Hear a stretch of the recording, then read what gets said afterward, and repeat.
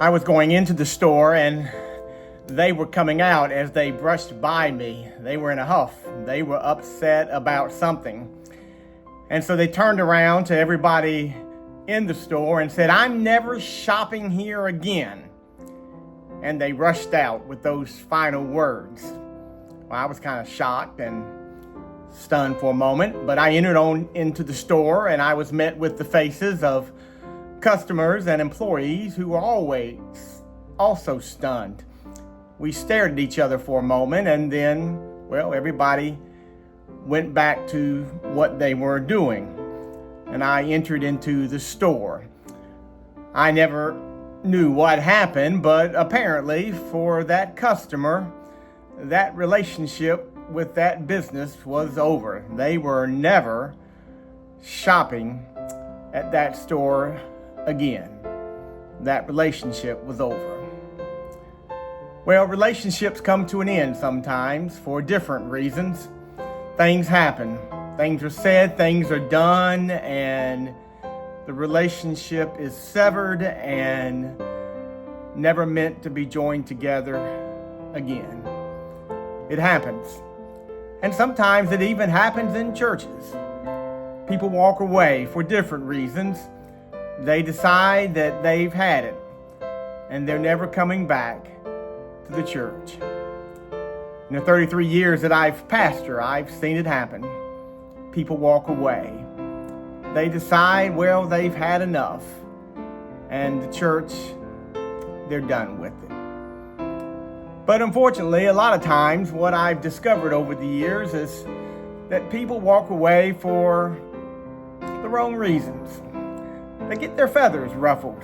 Something happens, someone says something or does something or doesn't do something, and the feathers get ruffled and they just simply get frustrated and they just walk away and give up on church altogether.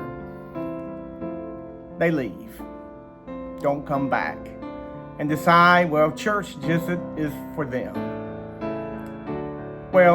Sometimes serious things do happen in churches. Things happen that really wrong people. You can't gloss over those kinds of things where abuse happens or serious wrongs are committed, and those things need to be held into account. Serious violations occur. Real damage happens. But I'm not talking about that today. I'm talking about those things where somebody just rubs you the wrong way. Someone says something and just gets on your nerves or grates your nerves, and you just get irritated with the personality or the person in the pew beside you or behind you or before you. They just annoy you and you just, you just don't want to be around that person, or you get frustrated because of this decision or that decision. You don't like this or that. Your feathers get ruffled and you just stop coming all together. And so you break off your relationship with your church. It happens sometimes and people walk away. Unfortunately, in the church, you're dealing with people who are broken. We are all sinful. We are all still trying to figure it out, still making mistakes, still saying and doing things that always don't come out the right way. And because of that, we're naturally going to do things, say things that rub people the wrong way, hurt one another's feelings, and don't often come out the way it should come out. It's only natural then when you look at the Bible in the New Testament that most of the New Testament was Paul writing to these early Christians in the church, trying to figure it all out together. They too had their problems, had their issues. They had trouble getting along, trying to figure out how to be the special people in the world in spite of themselves. He tried to hold it all together for them as they tried to figure out to be God's people in the world. In one such letter, Paul wrote to the church there at Ephesus these words. He said, "I therefore, a prisoner of the Lord, beg you to lead a life worthy of the calling to which you have been called, with all humility and gentleness, with patience, bearing with one another in love, making every effort to maintain the unity of the Spirit in the bond of peace." Paul was asking those Christians there in Ephesus to forgive one another, to work for peace. You know, forgiveness is a hard thing, whether it's in a relationship, in a marriage, or with a friend, and especially in the church. But we have to learn how to forgive each other for when our feathers are ruffled. Learn how to offer grace. Learn how to offer forgiveness.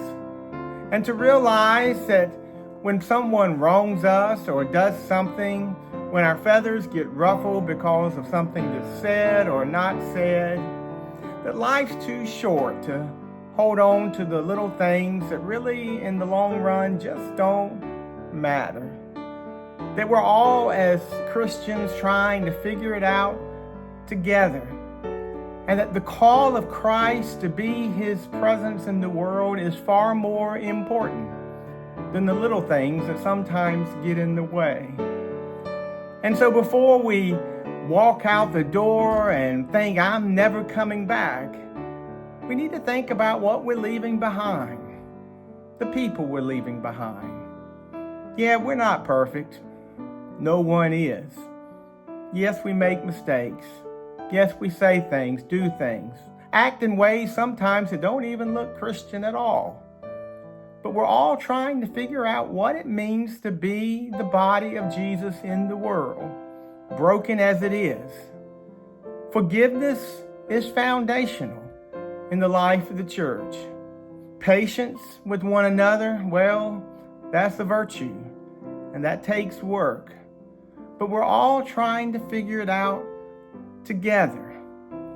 And as we love and encourage and support one another, and forgiveness is the foundational part of that support and love and encouragement, we discover how Jesus works in us to overcome even those differences that sometimes get on our very last nerve, to make us a shining light to the world around us.